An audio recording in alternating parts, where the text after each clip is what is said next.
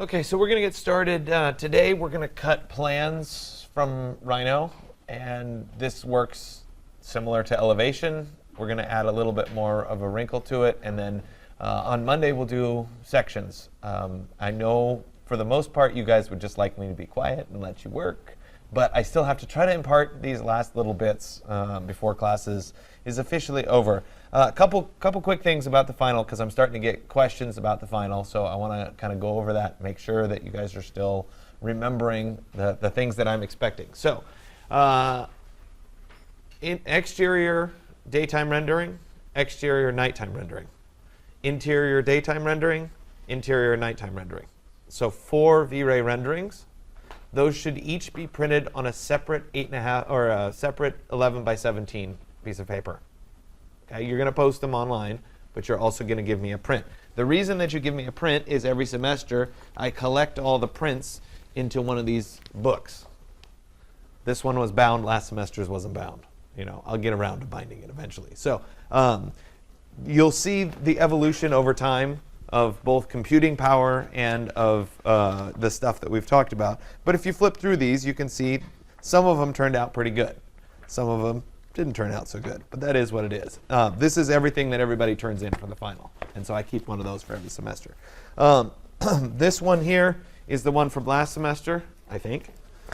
And so you guys can look through and see what people did, etc. So you're going to print all of these on 11 by 17 sheets. You'll see that in the one from last semester, it included the line drawings. So people were doing the line drawings as part of it, which is obviously part of your requirement as well. Some of them turned out really nice. Like that one turned out really nice. Okay, so on the last day of the semester, we'll hang them up. You get to look at them, and then I'll collect them all and put them in a bound thing so that I have a record of them going forward. So 4 renderings, 11 by 17. You also need to do 2 line drawings and or clay rendering underlays.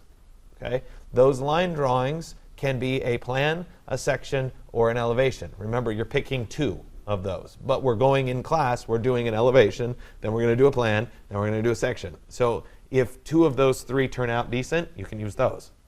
Okay? So you will hand me a total of 6 11 by 17s. You will post a total of 6 images as your final. If you do more renderings, and you like more renderings, and want to give me more renderings, great. Okay? When I grade them, I will grade what I consider to be the best of the bunch. So if you give me more, I'll pick the best of each view and grade that. Does that make sense? Okay? In terms of rendering quality, think a little bit about the size of your renderings. Recognize that computing power is a limited resource. Renderings take time. You do the best you can with what you have available.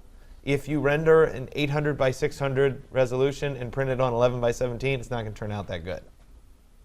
In practice, we're looking typically at a 10-inch high would be 3,000 pixels high. So if you're going to print it at 11 by 17, shooting the height to be about 3,000 pixels is about right. That may be too much to render without crashing the computers.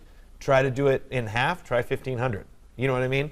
So if 3,000 is going to take you 20 hours to render, maybe drop it back to 1,500 and take 5 hours to render, or whatever. Leave yourself time to render. Remember, you can do the distributed network rendering if you enable it. That assumes that people are working in the labs and you can borrow the computers. From what I understand from people that have worked on 220 and 221, when they get to trying to do the distributed renderings and that sort of thing, you can log into multiple machines at once yourself, and you can actually specify, I'm going to connect my distributed rendering to machine ET103, 1, 2, 3, 4, 5, and then keep all of those on, keep them all awake, and let it do the render. Obviously, that requires that you're here and that you're keeping all of those awake, and nobody is borrowing those computers. So that may be a solution to you.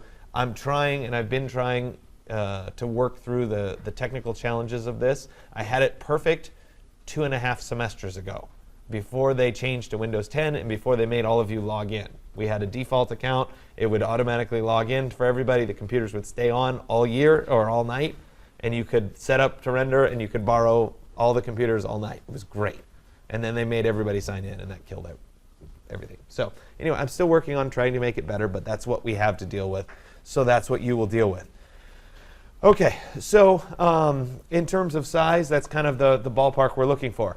Of course, it would be better to have 4 drawings that were 800 by 600, or 4 renderings that were 800 by 600, than to have one at 3000 and none of the other ones.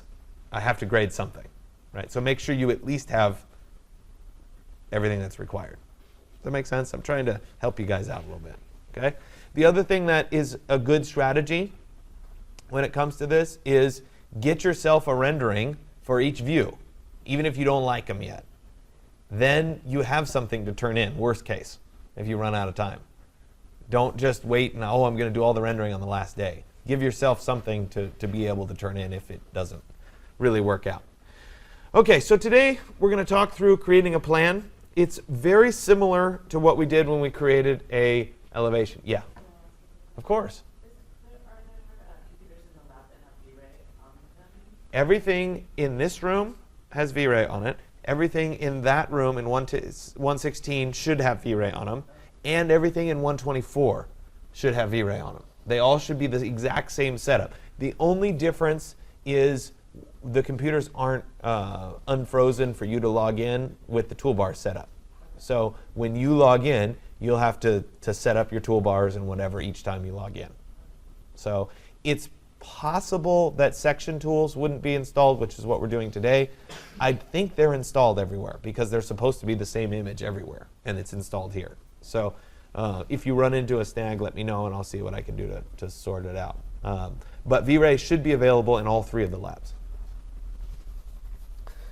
OK, so we're going to go into creating a plan view from my Rhino model here.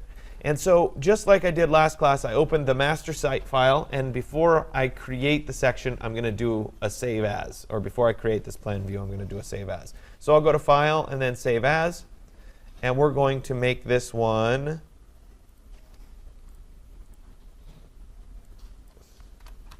plan. And I'll click Save. All right, so now it's saved. And now I can go ahead and I can start to think about where I want to cut the plan. And so just like we did in the section, remember I went through kind of the overview of creating a section, we're going to do the same thing because effectively a plan is a section. It just happens to be horizontal and we're looking down. So the first thing that I need to kind of figure out is where do I want this section to be cut. Typically a plan is cut 4 feet above the ground. It's cut there because it's above the kitchen counter height and it's below the upper cabinet height. It tends to cut through every door and every window in your building. So it's a good kind of happy spot to cut through. So I want to do something similar to that. To give myself a little bit of a guide, I'm going to zoom way out. And I will create just a rectangular plane. Nice big one. Something like that. Perfect. And then with that selected, I'm going to look at the front view here. And I'm going to move this until it feels like it's at about the right height. So let's move. And we'll move it up. And it's probably somewhere in about that ballpark of where I'm going to cut through, if I was cutting through the first floor. For my particular case, it might be better to cut through the second floor because then I capture this room as well. So I'm going to move it up a little bit higher so that I can cut through the second floor and look down. And we'll go right there. And so obviously I'm much higher in this little cave room than I am in the normal room, but it's going to work. It's kind of a happy medium, and I'm happy with it. So that big plane is going to give us a guide for where we're going to do our section tools. So just like with the section part of the class, I'm going to go to Section Tools, and I'm going to go to Create. And it's going to say Select Objects to Section. I'm going to type All, and then Enter, which selects everything. But I'm going to deselect, hold down the Control key, the big surface that I just created, and I'll also go ahead and deselect the ocean. It's so far away it doesn't really matter. So we don't need to worry about it. So those are both deselected. I have everything else still selected. I'll go ahead and press Enter. Now I get the same set of options that we had before: direction, x-axis, replace, no, name, etc. Okay? Solid mode is going to be set to surfaces. The only difference here is that I'm going to actually cut the section not in a perspective view. I'm going to cut it in the front view, so it's going down. So in this case, my direction of x-axis is correct. So I do want it to be the x-axis. So I'll go ahead and hit enter. And now if I'm in the front view, and I zoom out a little bit, we can see my little arrows are pointing down, which is exactly where I want them to point. So with them pointing down, I'm going to snap to my plane here. I'm going to turn on center snap so I can snap right to the center of that plane. There it is.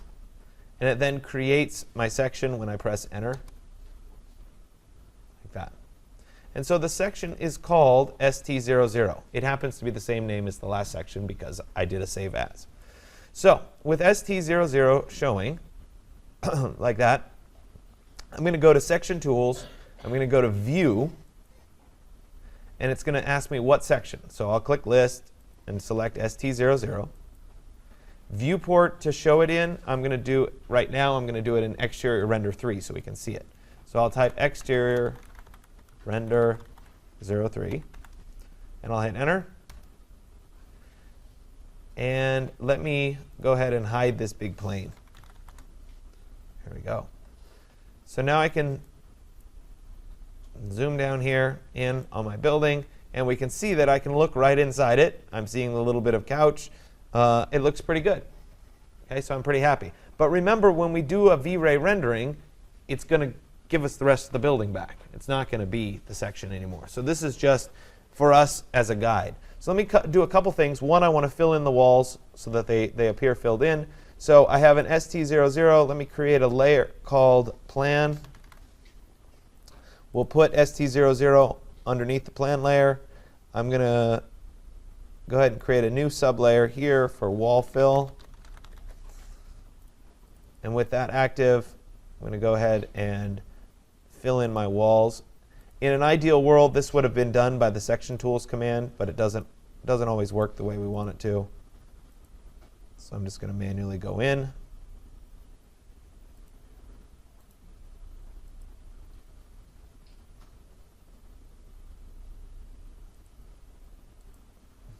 Looks like it filled in my windows there okay. I'm going to need this.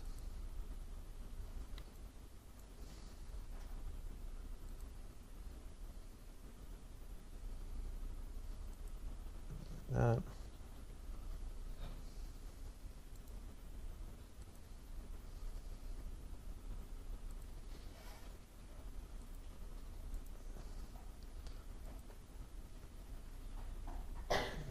I made a mistake on my wall here, so there's kind of a screwy little thing going on there.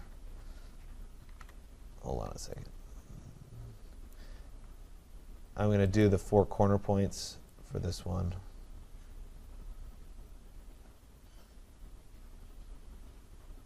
There.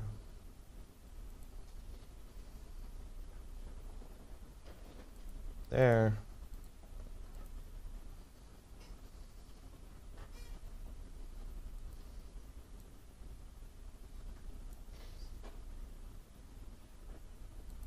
There we go. A couple more. Let me go back to my rectangle 3 points here. That's filled in.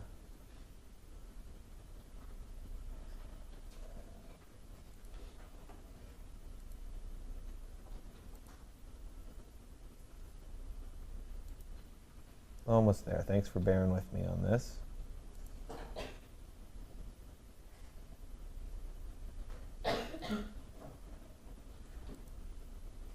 And I think this is my last one.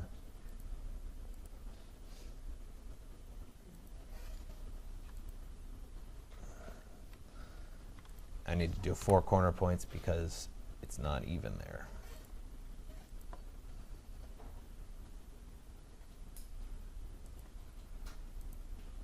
All right, so there we go. So now I filled in those walls so that when I'm looking down on it, I'll be able to not see into the walls. They'll be solid as I'm looking at it. OK, so now it's a matter of actually setting up the make 2D of this particular file and the clay rendering of this file. So it's kind of a two-edged sword here. So let me double-click to get back into my top view, which, if I'm looking down in my top view right now, shows the whole drawing. I am going to turn off the bunch grass. We don't need that as part of this.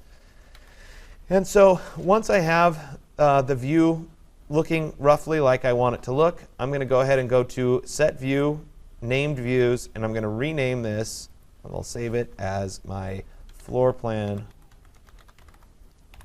00. All right, perfect. So now I can go ST View Sections, or go to Section Tools, View, and I'm going to turn on ST00 in this particular view. So I want to enable it in floor plan 00. And now I'm looking into my building. If I were to switch into shaded mode, we could see that I'm looking in at the floor plan of my building. Perfect. So that's the way I want it to look. I can now create the Make 2D of this particular piece. But before I do that, I'd really like to see that bounding box of the rectangle. So once again, I'll go to Set Camera, Show Camera, and then I'll jump into one of my other views, and there are those points that represent my camera. So I'm going to create a rectangle from that point to that point to that point. I need to make it twice the size, so I will scale by 2. Now it's the size of my viewport, which is exactly what I want. This helps in aligning it up once we get to Illustrator. So now I can go back to floor plan view right here, and I can type Make 2D, select objects to draw. It's going to be all. There it is. Now this is a little bit different than the rendering. Because the section tools is active, in this case, I can actually do a Make 2D of this particular piece.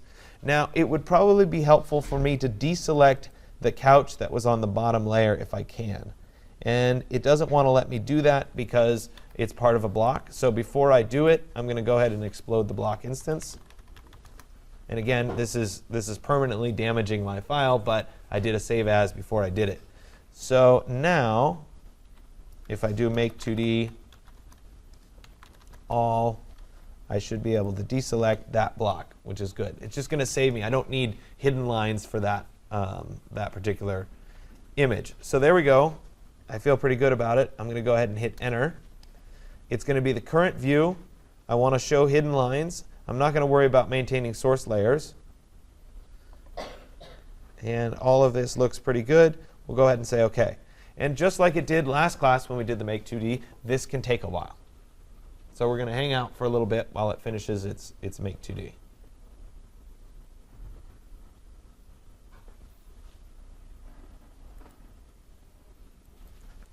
OK, so I'm back, and I created my Make 2D. If I switch into the top view, let me go to Set View, Top. Let me see where it is. There it is right there. All I really care about is the box itself. So we can go ahead and get rid of some of this extra stuff. So we'll get rid of that. And let me trim. And I can get rid of this and that. And I can get rid of that. Now this, let me zoom, selected on it. There's my looking straight down at my drawing. If I move this to 0, 0, zoom selected, and then I export selected as an Illustrator file. So we'll put it into today's folder. Sorry, wrong one.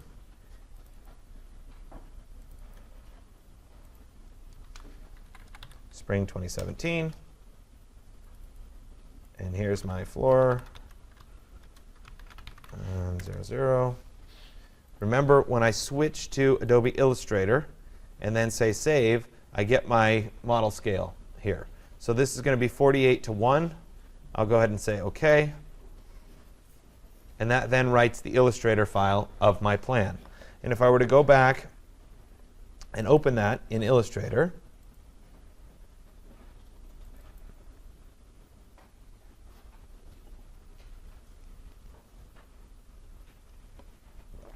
we would see the floor plan that I created. Now, a couple things that happen. One, I don't have any of the contour lines. And in a plan, it's usually nice to have the contour lines, so I should go back and create those contours and export those again. I'll go ahead and do that in a little bit. But for right now, I want to talk through how to create the clay rendering that goes behind this, and then we'll combine the whole thing together.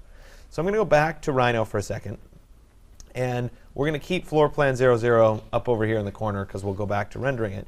But I'm going to look at it in the exterior render 3 view here, where we're seeing that clipped file.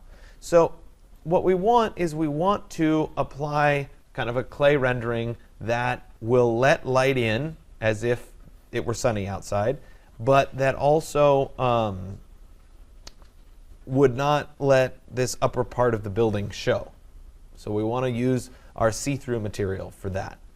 OK, so as I start to conceive of this, we're going to go back to that giant plane that I had right there.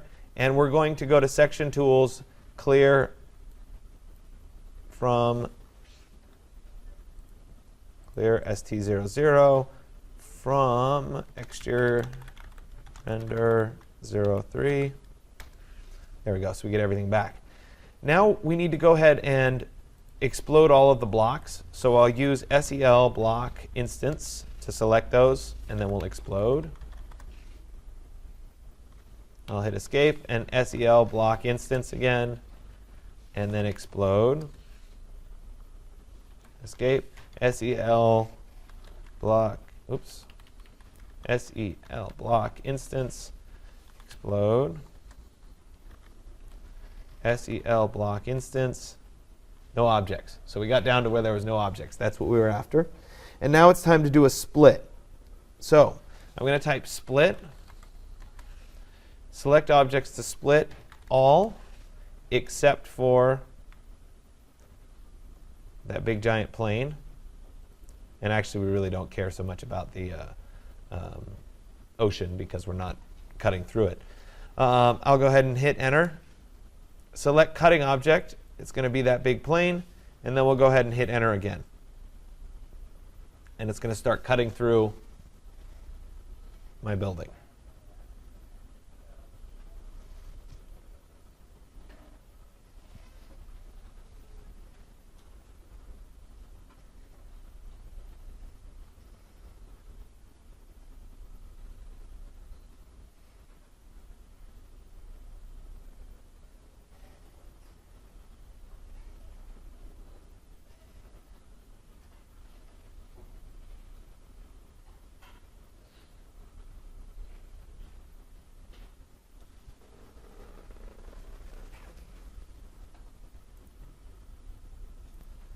OK, so the split finished.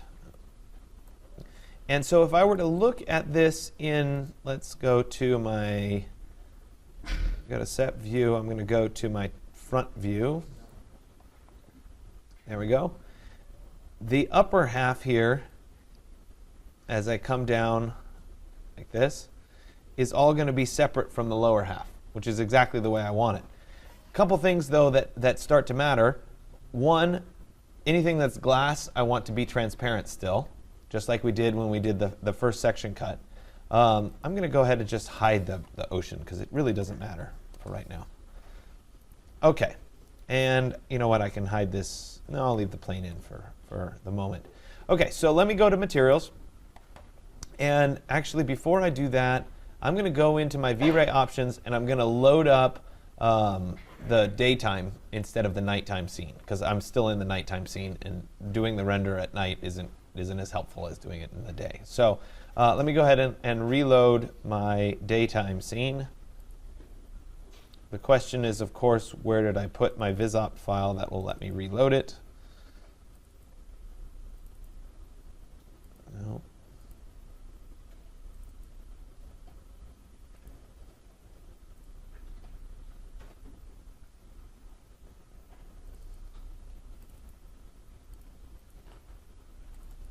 Bear with me for a second.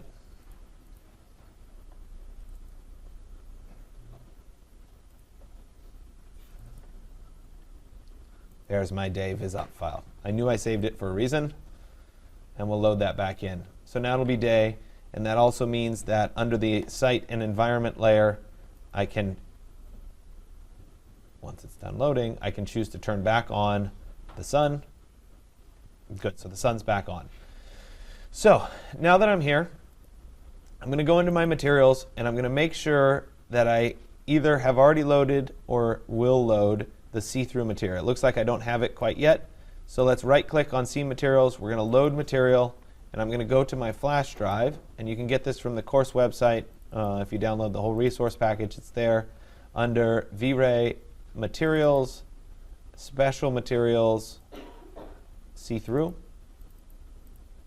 and we'll open that. Now, that material is something that can exist in real life. It's opaque to sunlight, but invisible to us. So it kind of doesn't really work in reality. But it's perfect for what we're trying to do. So I have see-through loaded right there. If we click Preview, it's see-through, which is what we want. So what I'm going to do is, in the front view here, I'm going to select everything like that. Everything is selected, and then I'm going to go through and find anywhere that I have glass and turn that glass off. So let's look down here, and there's window glass needs to go away. Glass railing needs to be turned off. Window glass there needs to be turned off. And that should be all of my glass turned off. I can then go up to see-through and say Apply Material to Selection. That means the see-through has been applied to that. Now, if I go back, as I turn these back on, I'll say Select Objects.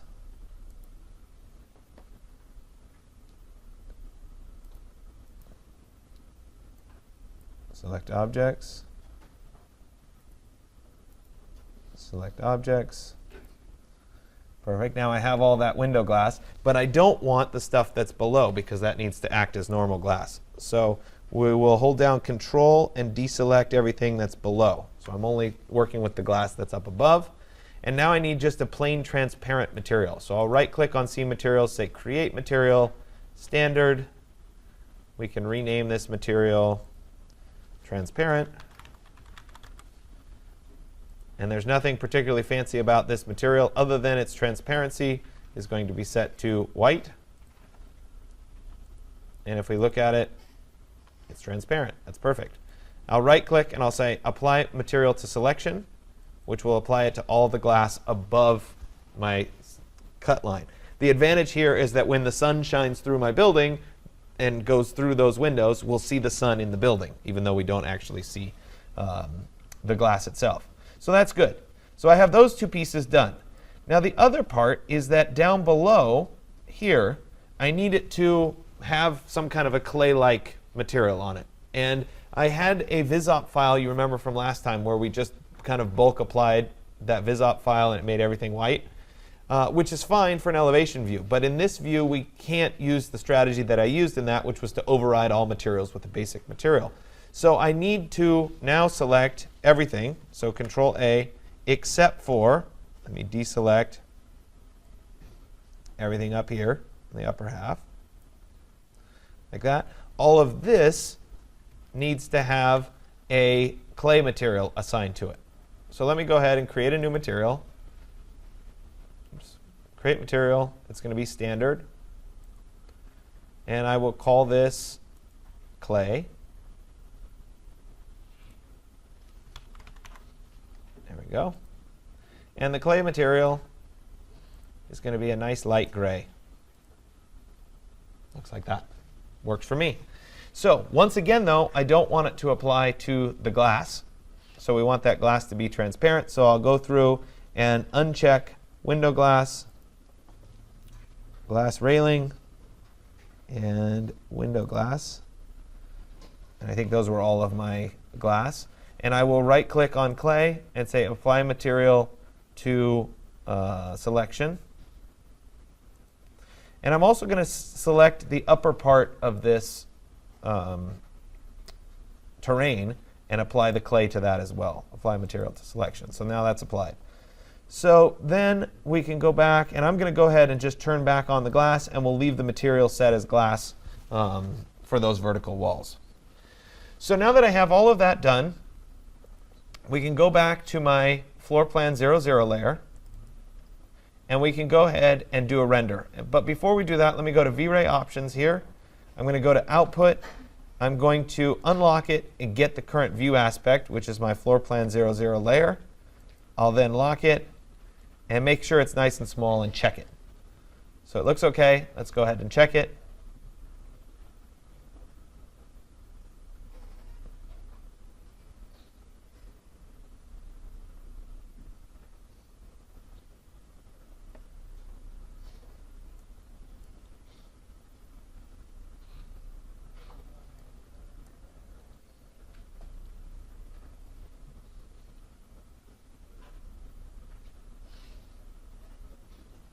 Seems rather bright, except for this room. Let me go to my V-Ray options. Let me go to my camera. And let me adjust this. We'll say maybe 200. And I'm going to bump up the size here so that I can see it a little bit better.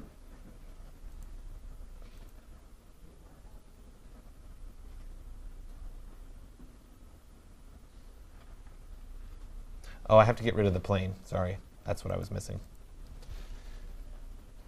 So remember that giant plane that was here? That needs to go away. So let me hide it.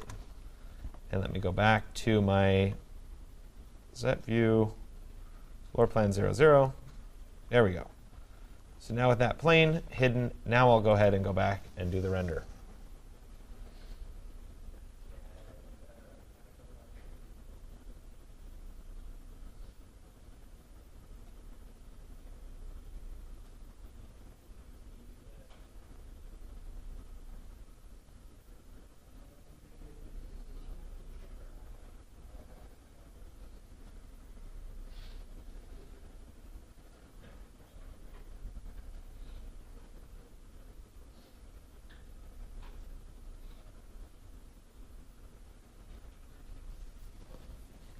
So as we look at this render, you can see that we're getting the plan view, but we're also getting all of the shadows. We're getting the shadows cast by the whole building on the ground.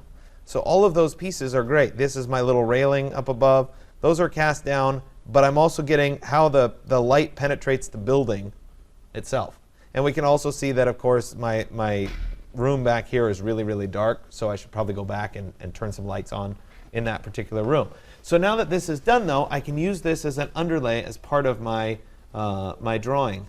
Let me go back really quick and add a few lights.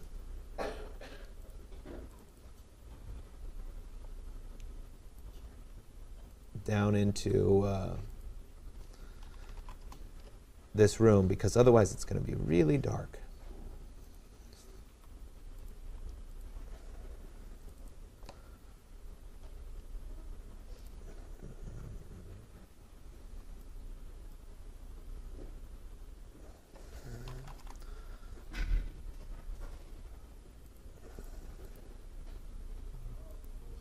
All right, now let me copy this.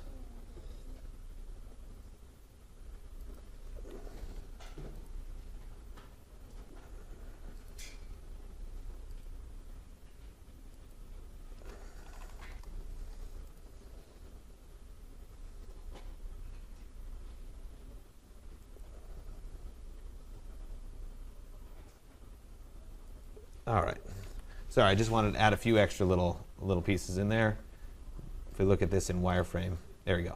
Now those lights are in there. That should solve our problem of it being too dark. So let me go back to my floor plan view, and I'll go back to set view, floor plan 00, make sure it's exactly that view, the way it should be. And then I'm going to go ahead and go to my options and up the size of the rendering. So we'll say maybe, you know, it's only a clay rendering. It should go fairly fast. I'll go 3,000. and then I'll go ahead and start it rendering.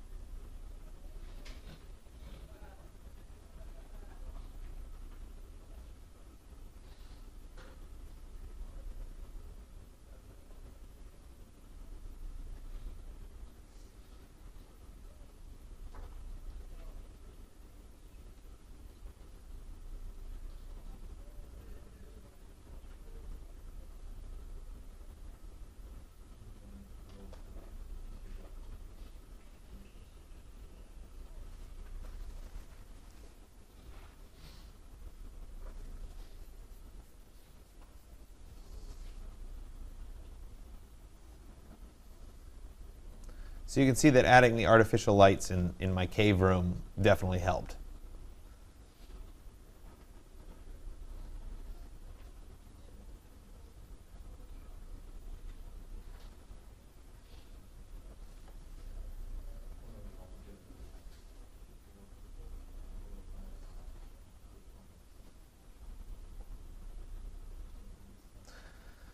OK, so while this is finishing up its final render, I'm going to switch back over into Illustrator and have a look at this file and get this ready to bring in the clay rendering behind. So the first thing that I'll do in Illustrator, just like we did last time, is I'll go to the artboard, which is that crop-looking tool. And I'm going to adjust the artboard to match up with my viewport. There it is. That part's done. And now I want to take a look at my layers. So let me open up my layers here. I have something called clipping planes, which I'm not exactly sure what we're going to end up doing it, but it is visible and my lines are visible. So let's make a layer for visible. And we'll stick both of these on the visible layer. And let's make this one called hidden. I'm going to move the hidden below the visible. So this is one of the problems with Rhino when you do an export to Illustrator. If your layer color is just the default, you'll end up with white layers, and it's really hard to see white lines. So change the layer color to, say, light blue, and then when we select all the hidden lines, you'll be able to see what lines they are. So I'll have those selected. I'm going to go to my line weight. We'll go 0.25 point. Oops. There we go. I'm going to do a dashed line 4 by 4. And I'm going to make my color not white, but kind of a medium gray, something like that. And so now I'll have, if I press Control plus to zoom in, I have some dashed lines that represent things that are going on underneath. Now I'll go ahead and I'll select all of my visible lines. So I'll select those. And I'm going to make sure that they're black, which they are. And I'll go to my line weight.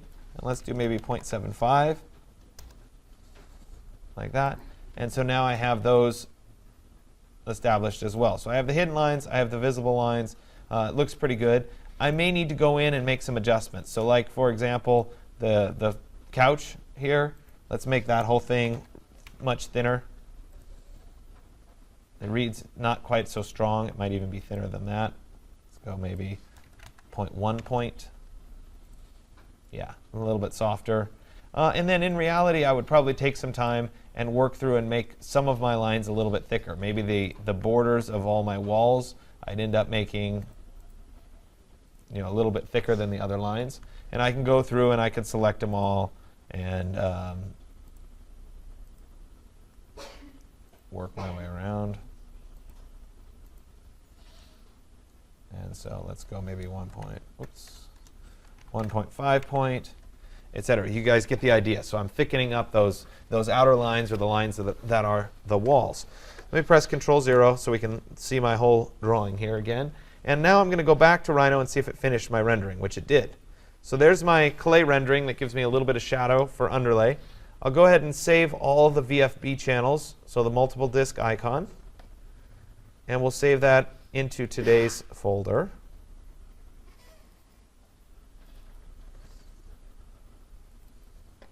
There we go. Let's see, this is spring of 2017, and this is floor plan 00.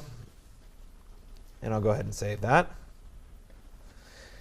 Now I can go back to Illustrator, and I can go to File and then Place, and I can drop in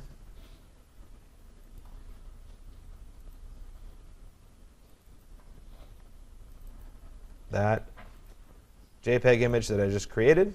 There it is. Remember, the size should match up perfectly with the outer bounds. So I will shrink this down. It's right there. I'll shrink this down until it's right there. And it lines up nicely, like that. I'm going to go ahead and put it on its own layer. So let me select it. And I'll put it on its own layer. And I'm going to put that layer down at the bottom of the layer stack. And I'm going to call that layer background clay render, or something like that. So now I have that established. For me, I tend to like to put some kind of a grunge texture behind, so I'll go through that process with you guys as well, because I think it helps in softening the overall render. So I'm going to go to opacity with this selected, and I'm going to click on Make Mask. And then I'm going to place in a grunge texture right here. So I'll go to File and then Place. And on my flash drive, I have a bunch of grunge textures to use.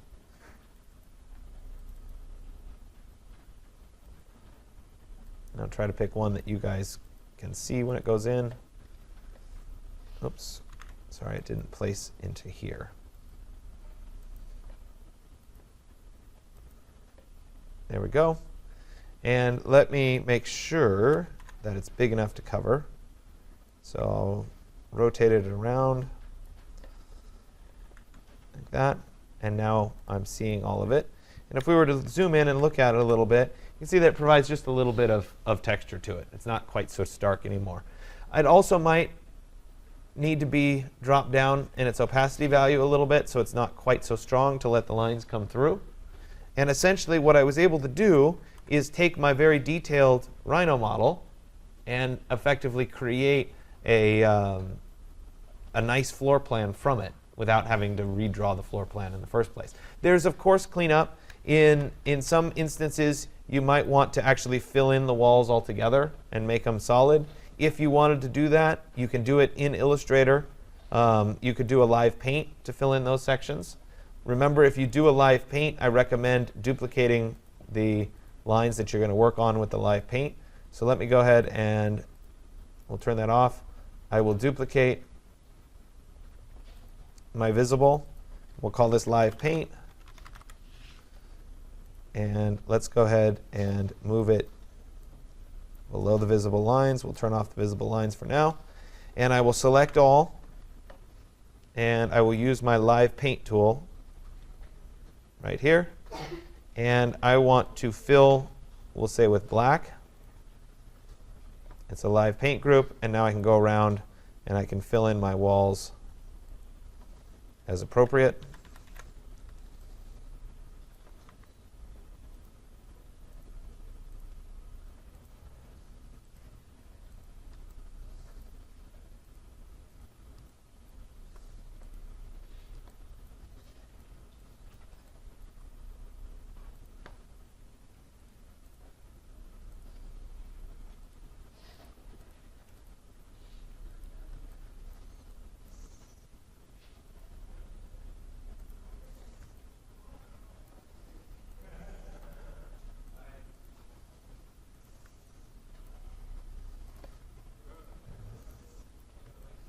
All right, let me press Control-0.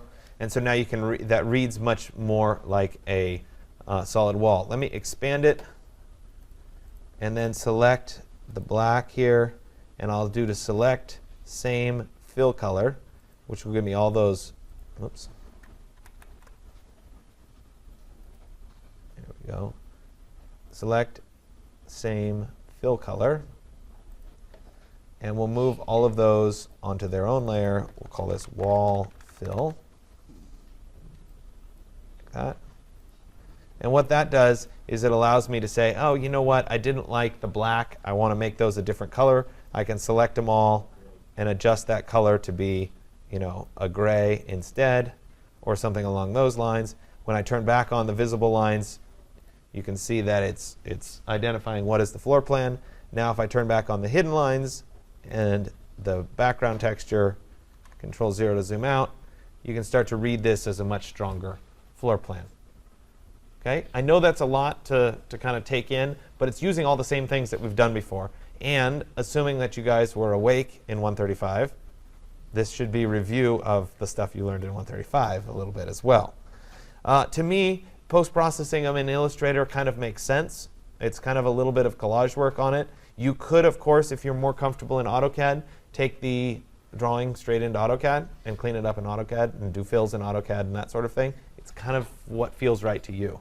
A little bit of time spent doing some line weights would help this as well. There's always a few little cleanup things. For example, I don't think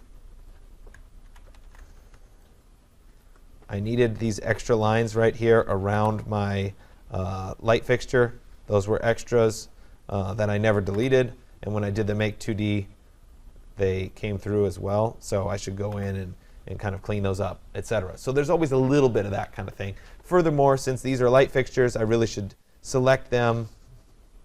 And I should change the thickness of the line to be maybe 0.25 so that they were thinner. You get the idea. So some line weight work would help this as well.